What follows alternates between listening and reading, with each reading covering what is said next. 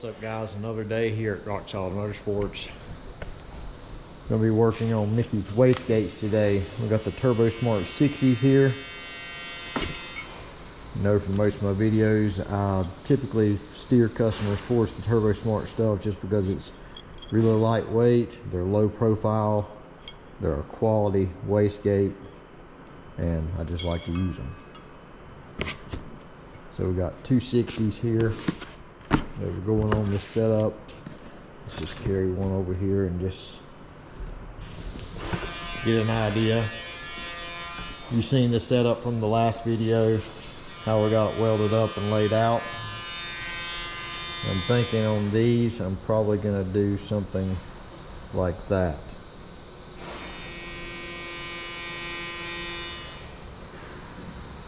So I try to pick somewhere on both sides that kind of looks symmetrical when you're looking at it, and this one's pretty much gonna have to go there.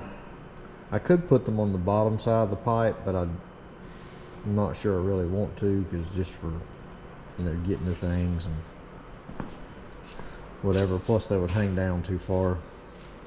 With this one I can put here. It's gonna be just slightly off the ideal angle, but it's going to be fine. Not going to be dumping a whole lot of boost anyway when it gets the setup dialed in. Maybe staging, but these 60s will handle it. So before I take this setup off, I'm going to make little stubs to go on here once I get the flange and stuff bolted up to it, obviously, but I'll make little stubs and get them traced out on the pipe where I can take the pipes off, cut the holes. I'll have some lineup marks for my stubs and stuff like that, and I can get it, you know, tacked on and welded up on the bench, and then I'll come back and weld to my flange. So before I weld to the flange, I will bolt a fixture across the two V-band connections, and that's going to keep it from pulling, because, you know, with my last video I welded the thing up and it pulled a little bit, and I had to cut it back apart and fix it at the V-band flange. So you want to minimize having to go backwards, but sometimes you do, and that's just the way it goes. So let's get some stubs fit and get going today.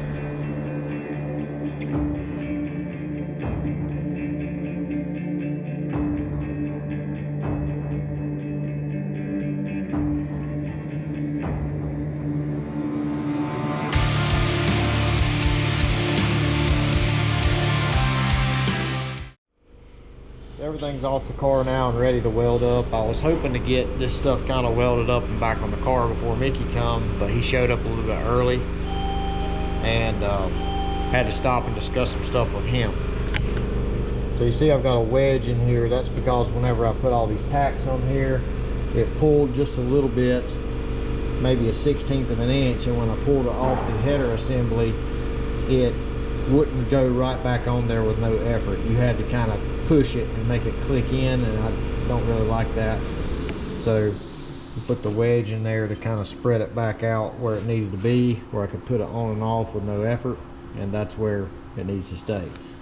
And now that it's off, I've got these scrap female V-band flanges, and I'm going to get them clamped to these, the male side, and then lay the square tube across the top of these and put some really heavy tack welds on the square tube, and then that will stay in place while I weld everything up and it completely cools. So I should be able to get this done before we go to lunch here in the next 45 minutes or something, and that'll cool down while we're at lunch, and then when I come back I'll take the clamps off there and it should just come off and not move at all, and then our fit up will remain great like it's supposed to. But over the years I've kind of learned to kind of deal with this stuff, because you're just not going to weld stainless without it moving, shrinking, or something. So you kind of foresee those problems before they arise and do stuff to combat them. So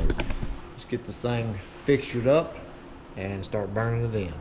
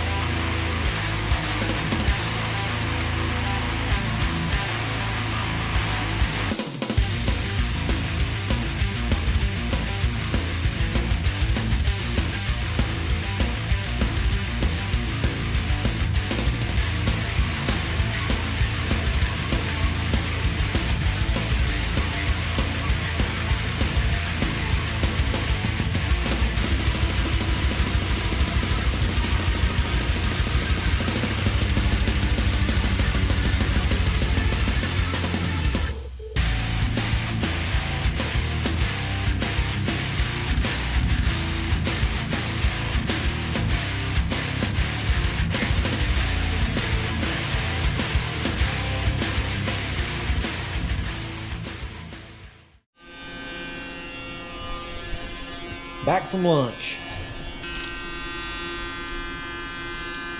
So you can see I did my first pass with 1/16. A lot of people comment on these videos talking about the welding details, but the first pass I did with 1/16 here, and that's pretty common what I do on these flanges, because there's a pretty good shelf right there that needs to be blended in. And I could do it with my normal little 035. This is what I do all the tubing with. But it's just, I'm having to move too much and push too much filler in. And when I have to move a lot, then that becomes inconsistent. So I normally do the first pass with this. And also with this, it doesn't shake that much on the end. Yeah, I can hold it pretty steady, versus this right here. See, every time you move your hand, it's kind of wiggling back and forth as you feed it. When you get way out here, it's doing that. It's kind of hard to run a nice puddle with when it's doing that. And with these crack in between them, you have to put the filler in like this and feed from the other side. So that's tough with the little filler. I normally use the 1/16. And then I came back at the end just because I wanted it to look super pretty, and did a cover pass, and that's how it's getting all just super consistent there because I'm not having to use a whole lot of heat since it's already filled up. So I'm not using a lot of heat anyway, somewhere around probably 70 amps or so to do the first pass, and then the cover pass I'm probably not using about 40.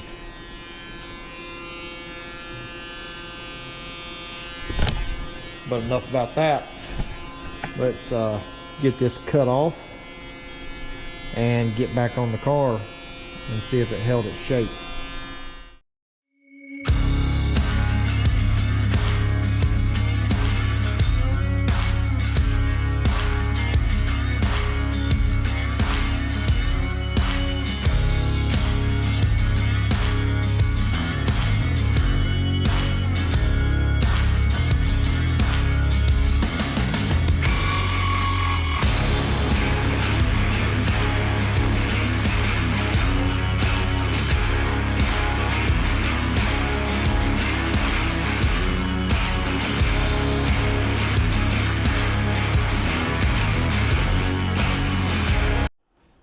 While we got it up in the air, show you everything how it looks from the bottom. You can see I kind of fast forwarded there, put the hot side on, and went ahead and made the wastegate dumps. So on this, you know, ground clearance is obviously the concern, so we didn't want them too far down. Made them actually a little bit higher than what the wastegate hats are, but just got them kind of clocked the way I wanted them.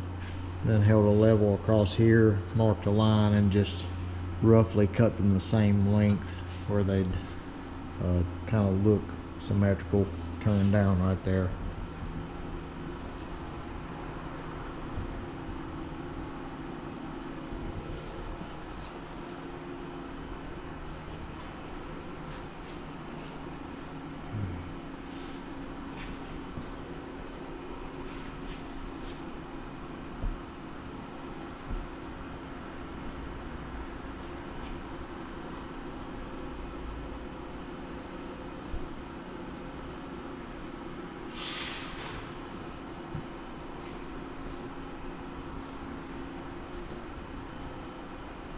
So let's check it out from the top.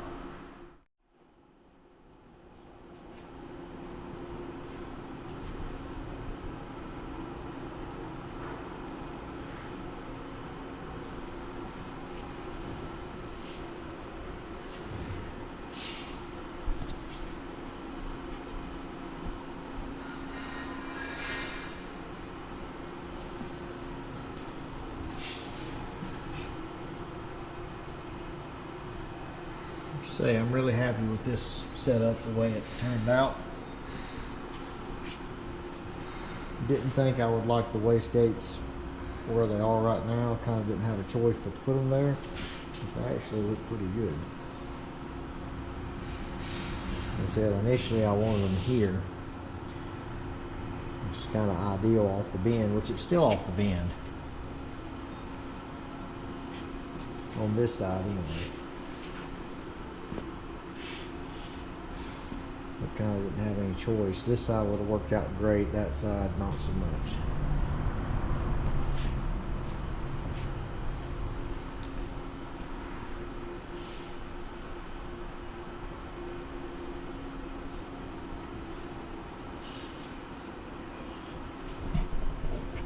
So anyway, that's the mounting of the wastegates. Same process for every car pretty much. And we're done with this. So on to the next thing. See you guys next time.